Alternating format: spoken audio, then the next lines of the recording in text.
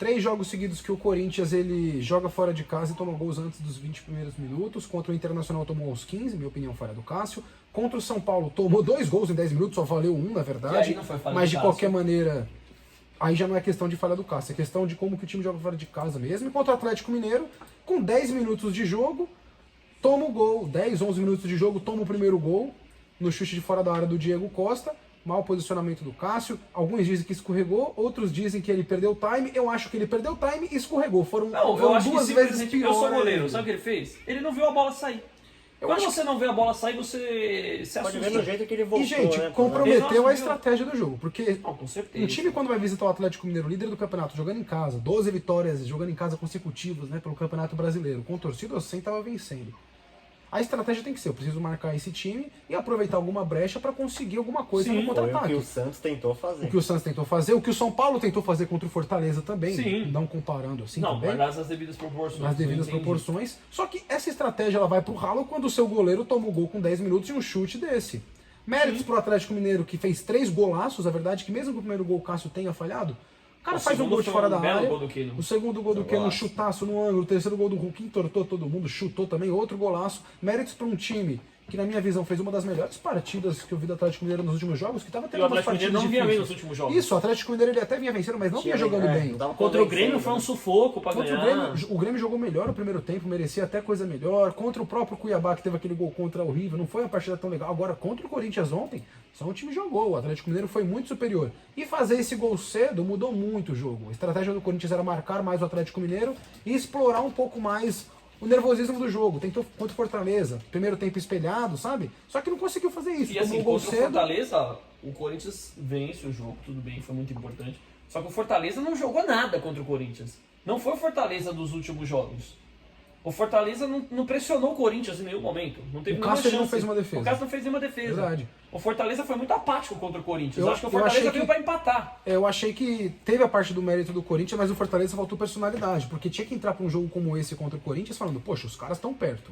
Se a gente empata, eles ficam a 4 pontos, a gente pode dar o luxo de derrapar um pouco mais. Sim. Então o Fortaleza ele deu esperança pro Corinthians brigar com ele no campeonato. Deu esperança, porque o Fortaleza foi muito apático.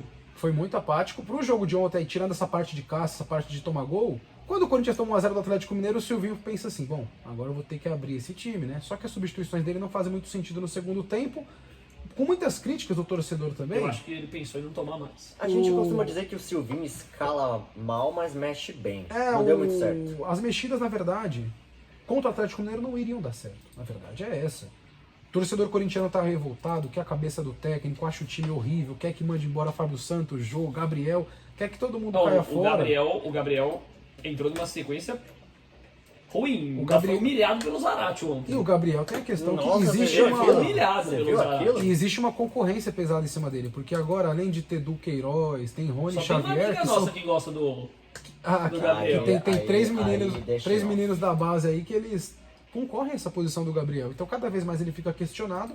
Na entrevista coletiva, Pra mim, é o fictício. Silvinho ele trouxe alguns números que fazem sentido. A entrevista coletiva do Silvinho sempre são boas entrevistas. Bons elementos. Só que quando o torcedor ouve isso, ele fica mais enfurecido ainda. O torcedor que ouvia a entrevista coletiva estava mais revoltado. O Silvinho trouxe a parte da organização, que até antes do jogo contra o Atlético Mineiro era a segunda melhor defesa do campeonato, que enfrentou o líder, tudo isso faz muito sentido. Só que o torcedor apaixonado que viu o jogo fala, tomou 3-0. É. E nenhum time no Brasil suporta tomar 3-0. E assim, não é só isso. O único time que, abre aspas, você passa pano quando toma 3-0 é quando perde pro Atlético Mineiro ou pro Flamengo. No máximo. O problema é que assim, o Corinthians tomou 3-0, só que se você olhar os últimos jogos do Atlético, o Grêmio não tomou 3-0, o Cuiabá não tomou 3-0. E aí isso machuca. Isso pega mal. Isso machuca, porque você fala, pô, mas o Corinthians tá em 6º lugar, cara. O Corinthians tá brigando lá na frente, ele toma 3-0. E o Cuiabá, que é o 9º, que é o 10º, né? O Grêmio, que tá em 19º, praticamente na Série B, não tomou 3-0. Verdade. E aí tem o ponto também de que você olha assim, ah, beleza, tomou 3-0 do Atlético Mineiro, todo mundo distanciou. Na verdade, não.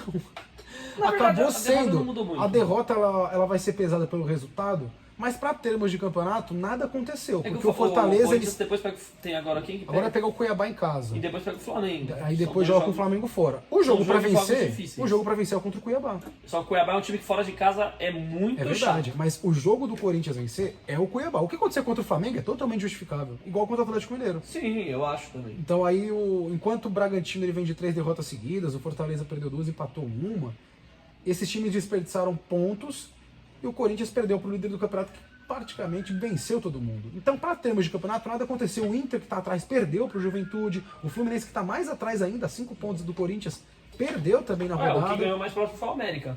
Então, o América ele não vai chegar no G6, G5. Não vai. Então, Não essa tem- briga não de vai. G4, G5 e G6, o Corinthians, na verdade, não foi um desastre. Teria sido se o Fortaleza ganhasse do São Paulo e o Bragantino ganhasse do Santos.